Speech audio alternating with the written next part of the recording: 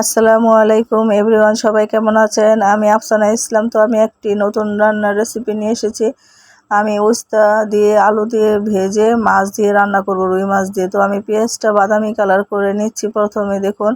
এখন আমি একটু রসুন বাটা আদা বাটা দিয়ে দিচ্ছি, দিয়ে একটু নাড়াচাড়া করে নিচ্ছি। তো একটু লবণ দিয়ে দেব। আমি নাড়াচাড়া করে কষিয়ে নিচ্ছি মশলাটা। তো আজ আমি রুই মাছ দিয়ে উস্তা দিয়ে আলু দিয়ে রান্না করব, একটু ঝোল ঝোল করে। তো দেখুন আমি রান্নাটা করতেছি তো সুন্দর করে। গাইস, আপনারা দেখতে থাকুন। তো আমি মরিচের ফাঁকি, জিরার ফাঁকি, হলুদের ফাঁকি সবই দিয়ে দিলাম। একটু পানি দিয়ে আমি মশলাটা কষিয়ে নেব। তো আপনারা দেখতে থাকুন, আমি রান্নাটা করে নিচ্ছি।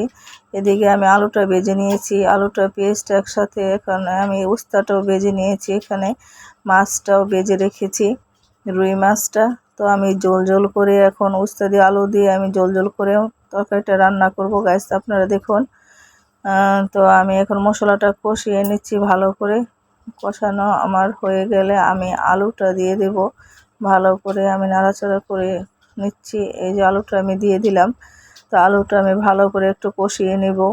এভাবে রান্না করলে আমার তো খুব ভালো লাগে, ভাজা ভাজা করে রান্না করলে। আলুটা আগে ভেজে নিলে কি সুন্দর একটা গ্রান বের হয়, পেঁয়াজটার সাথে ভাজলে তো আরও বেশি ভালো লাগে। তো আমি মশলাটা ভালো করে কষিয়ে নিচ্ছি আলুটা দিয়ে। তো এখন আমি পানি দিয়ে দেব। গাইস দেখুন, একটু ঝোল ঝোল করে আমি রান্না করতেছি তরকারিটা। কালারটা কত সুন্দর এসছে দেখুন। তো আমি তরকারিটা ভালো করে পানি দিয়ে ঢেকে নিয়েছি। তো আমার ভাপ চলে এসেছে তরকারিটার। গাইস দেখুন কালারটা কত সুন্দর। তো এখন আমি উস্তাটা দিয়ে দিচ্ছি। উস্তাটা দিয়ে এভাবে তরকারি রান্না করবেন, আমরা খেতে এত মজা লাগে গাইস, বলার বাইরে। তো আমি এখন মাছটা দিয়ে দিচ্ছি।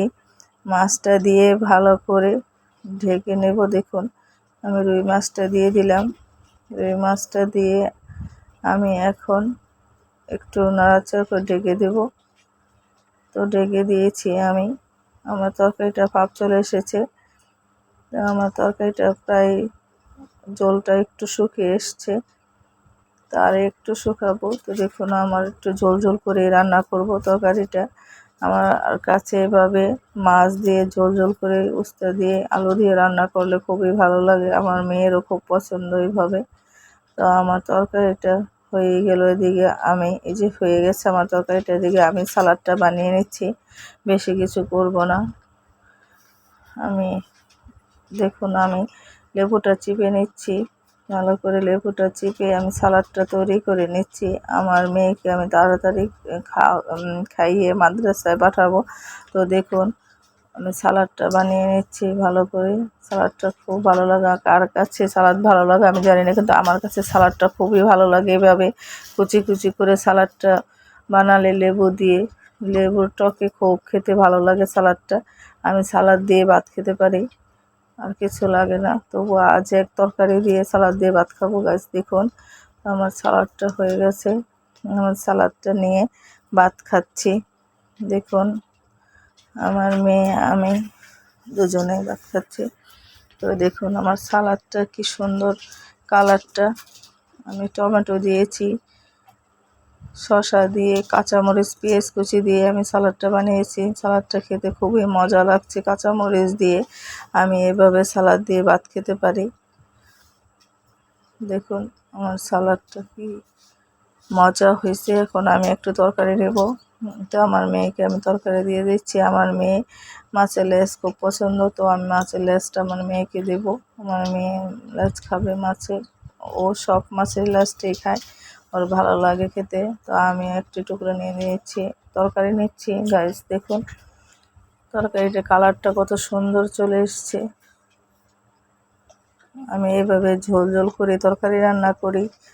দেখুন গাইস কালারটা কত সুন্দর। তো আমি এখন এই যে কুস্তাটা একবারে গলে গিয়েছে, দেখুন কীভাবে গলে গেছে, কিন্তু একদম মোমের মতো হয়ে গেছে তরকারিটা।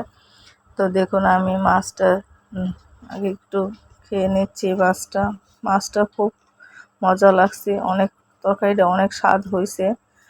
আপনারা গাছ না খেলে বুঝতেই পারবেন না এত মজা হয়েছে তরকারিটা। মাছটাও খেতে খুব ভালো লাগছে। রুই মাছ দিয়ে এভাবে আপনারা তরকারি রান্না করে খাবেন ঝোল ঝোল করে। আমার কাছে খুব মজা লাগে এভাবে তরকারি রান্না করে খেতে। আলুটাও একদম নরম হয়ে গেছে সিদ্ধ। আমি একটু সালাদ নিয়ে নিলাম। তো গাইস আপনারা এভাবে তরকারি রান্না করে খাবেন, আশা করি আপনাদের কাছে খুব ভালো লাগবে। খুদা হাফেজ।